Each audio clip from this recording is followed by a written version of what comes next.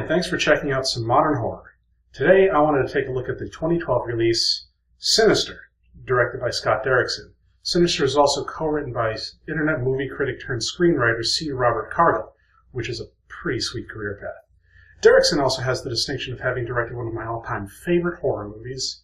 However, this one isn't it. Now, while I really like this movie, I will definitely admit that it is not without its flaws, so let's just get right into it. After studio logos, we go straight into the Super 8 footage of a family hanging from a tree. It's a pretty sick image to open on, but it's not disgusting. It's just really disturbing, and that sets a really good horror mood. Something is going on here that's pretty depraved, but what is it? Well, maybe it's Gojira based on these Geiger counter sounds. This isn't how the projector sounds later in the movie, so what is that? The first living character we're introduced to is Ellison Oswalt, named after authors Harlan Ellison and Patton Oswalt. And I'm not kidding, it says this in the commentary. As he's a part of the writers' union, he'll be moving this box into his new office for the next 5 minutes. One box. It's for my office. It's fragile. Right away, the police show up to give him the stink eye. Well, actually, the young guys kind of want his autograph, but the chief is just a cranky old man that wants him off his lawn. An autograph? I just thought that Are you kidding me? This conversation basically lays out what's going to happen in the entire movie, so take notes. Well, there's a missing girl involved here.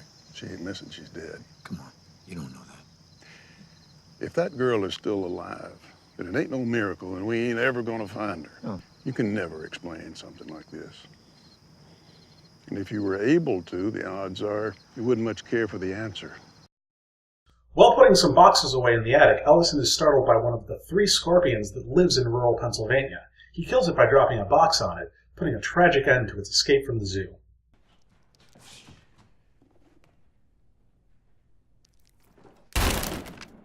Anyway, there's a box that wasn't here before, and it turns out that it's filled with a Super 8 camera and projector. Barbecue 79.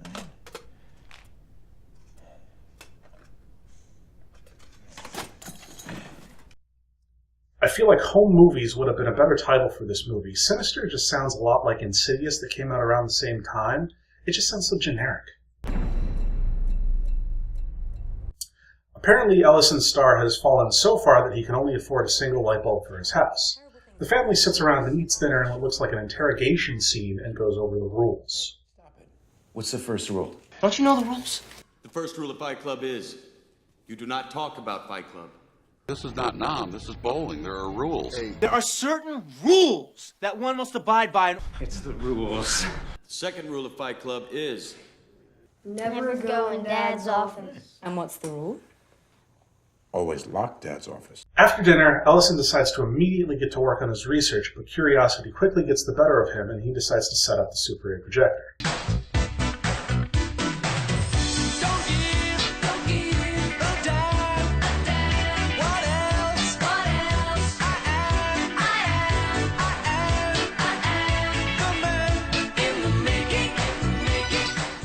Okay, you know, I kid, but the original soundtrack on this is this great creepy industrial noise thing. Check it out.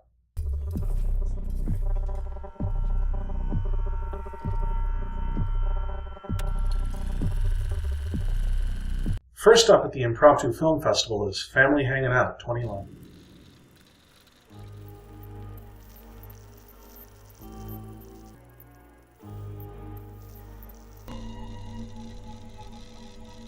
Realizing he's just watched a snuff film, Ellison declares "Whiskey O'Clock" and goes back to taking notes on the footage. Now, if I'm trying to come up with a justification for how dark these shots are, maybe they're trying to make the regular widescreen look kind of like Super 8, but really it's just probably chiaroscuro run amok. I love this bit where he's walking around the house to clear his head and he hears a door creak, so he goes to check it out. It's super dark and the soundtrack is all over us. There's lots of creepy shadows darting around behind him until he finds... Daddy, I can't find the bathroom. It's a bit of a tease, but it was quick and not super intense, so it serves as a nice tonal break from Ellison pounding back bourbon and watching snuff films. Though after giving him and his daughter a character beat, it's right back to the bourbon and snuff films.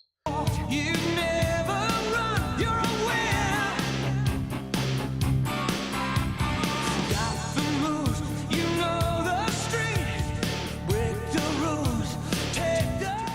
This time it's Barbecue 79, which doesn't seem so bad. It's got this nice soft guitar, and now it's the Stilt Industrial Silent Hill Gospel Choir with the crying, tortured children's chorus of suffering.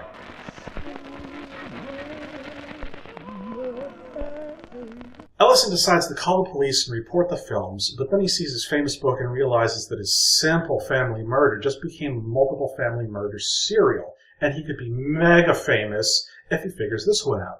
So he hangs up on the police and digs out the next reel. Before Pool Party 66 can get started, he's distracted by another noise. But with his daughter in bed this time, it's his son's turn.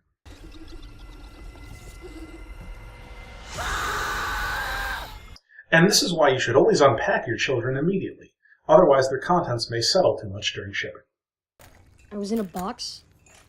You were in a box. It's the middle of the morning. Why is it so freaking dark? Scott, I love you, man, but seriously, visual contrast is an incredibly effective tool. It's like the difference between night and day. I'm so sorry. Anyway, the family leaves and Ellison gets back to Pool Party 66, but this time we get the first appearance of the film's Boogie Man, Bughuul. Ellison tries to really burn the image into his memory. I'm so sorry.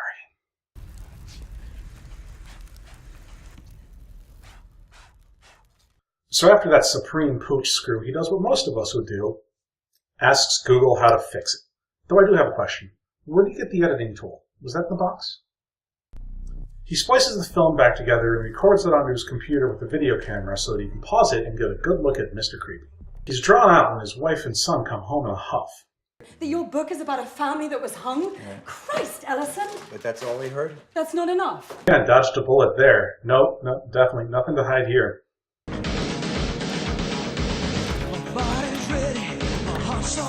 It's back to Whiskey O'Clock, and this time the feature is Sleepy Time 98.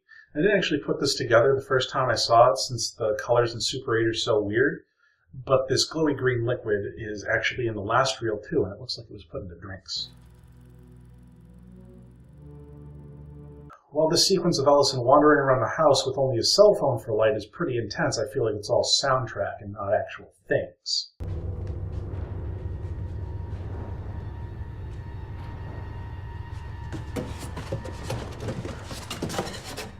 Is he just stabbing willy-nilly at boxes?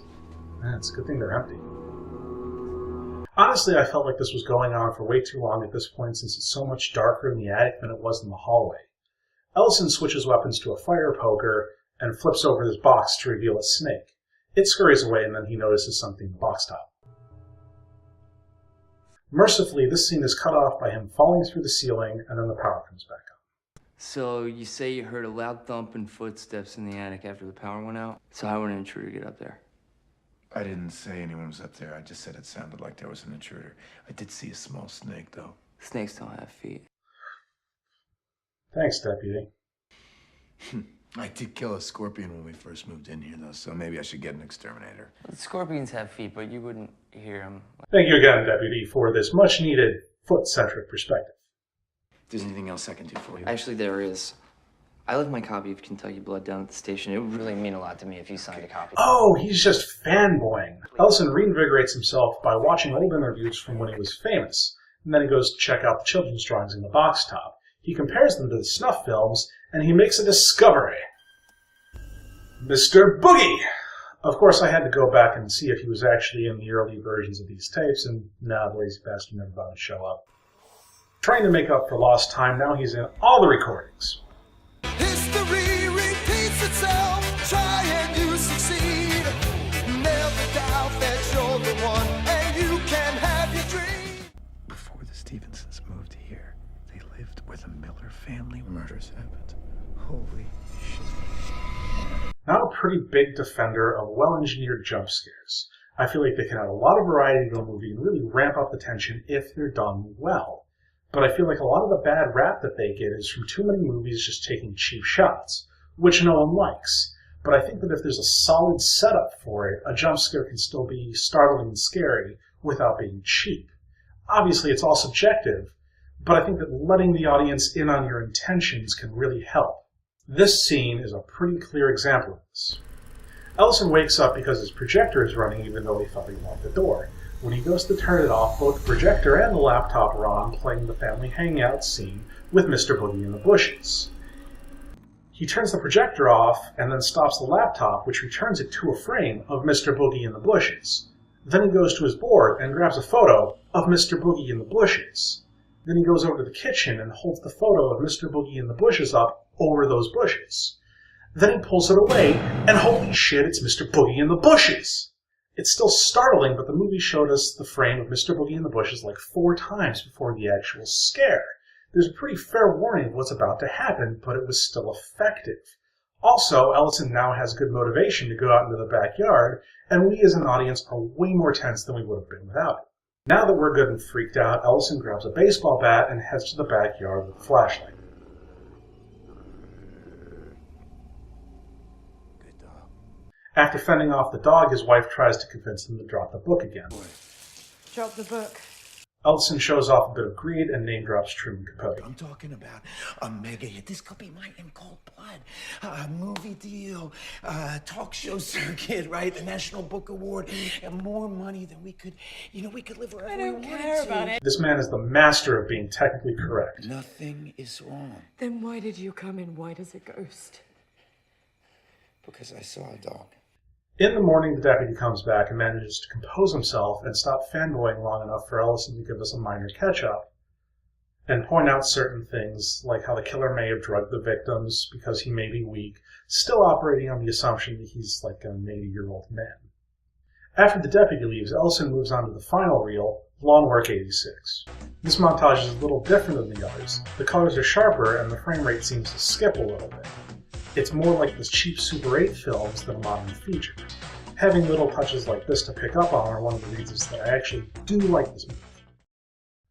Thoroughly freaked out and still frame skipping, Ellison decides to call Professor Jonas. They theorize a little bit about cults, and this conversation also has a lot of foreshadowing, so keep that notebook out. Have been related in any way to any of this.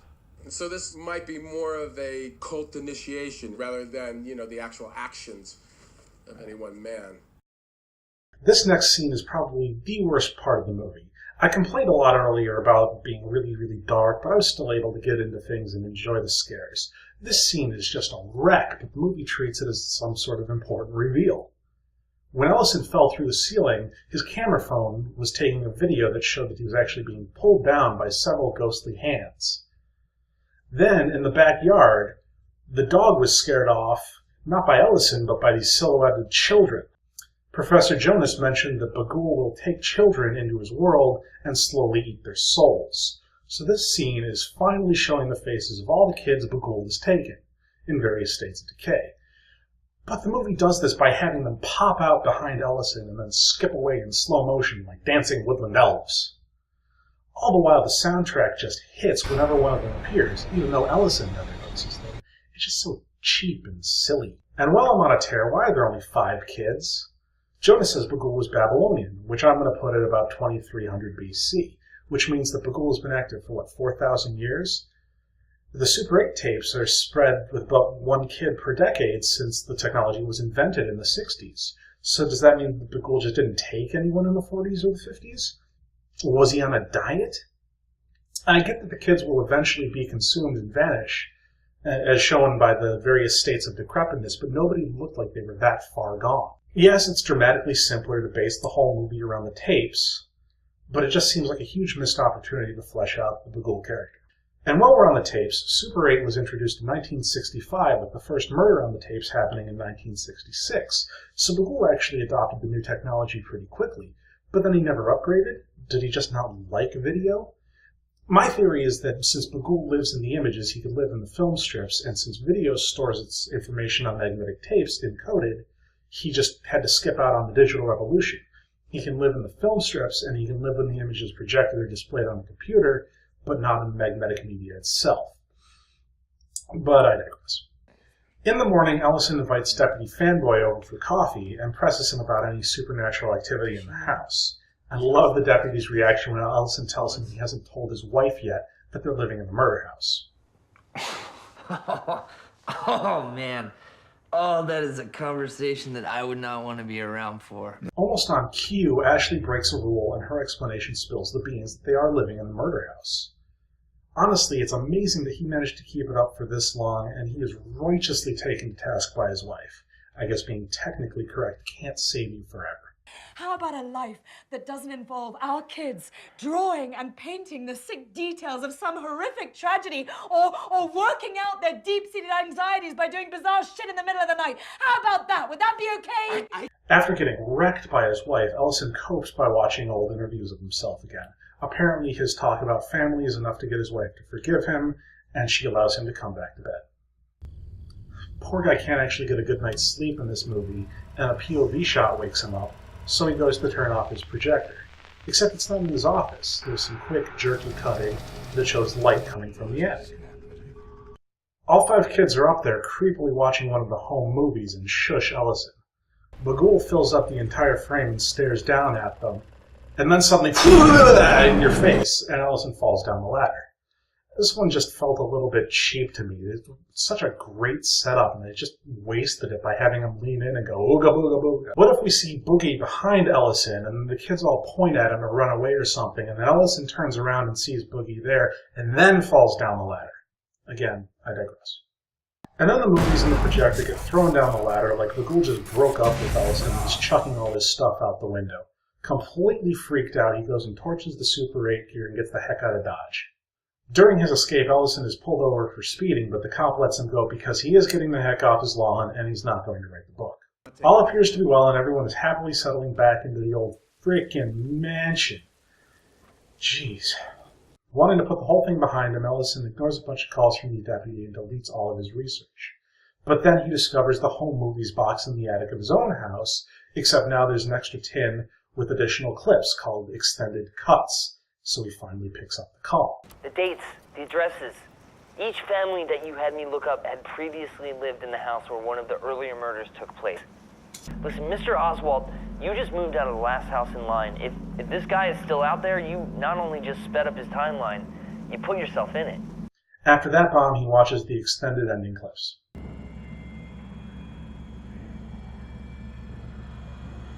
It's the missing kids. In case it wasn't totally obvious, Ellison is done for at this point. Ashley's poisoned his coffee. He falls down, she wraps him up. He tells him she's going to make him famous again, then dismembers him and paints the walls with his blood. The film closes with a house painting 2012 reel added to the home movies box. Ending stinger! And that's Sinister. Whether you like the movie or not seems to come down to how willing you are to forgive its flaws. I think the concepts that it's playing with are really creepy, and generally any sort of horror that involves children is really going to push people's buttons. But the child actors aren't very good. That or their slow-mo frolicking scene just does them a huge disservice. Mr. Boogie is a really cool monster, existing both as a demon in Christian lore and as a pagan deity in Babylonian culture. It almost makes him seem like a timeless force of nature that's not beholden to any particular belief system. And using images to cross back and forth between his world and ours is a lot more interesting than any sort of generic, abstract, spirit world, real world, or light world, dark world dichotomy. But then he looks like a mall goth with hockey gloves. Also, towards the end of the movie, we really didn't need to see him in the real world. He's less effective outside of his own realm. It's like how Freddy Krueger in a dream is really terrifying, but Freddy Krueger running through your living room isn't. There are some visual touches that I really liked, like how towards the end of the movie it would shake or skip frames, and the POV flashlight shot made it look like some of the stylistic elements of the Super 8 movies were coming into the real movie. But then the whole movie is just really, really dark. It's a somewhat minor gripe since I can still tell what's going on most of the time, but it is really distracting and makes the house feel like a cave.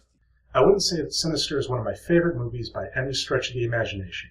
The execution just has too many rough spots, but for me, it has enough redeeming qualities that I enjoy watching. That's it for Modern Horror. Say hi to the kids for me, and thanks for watching.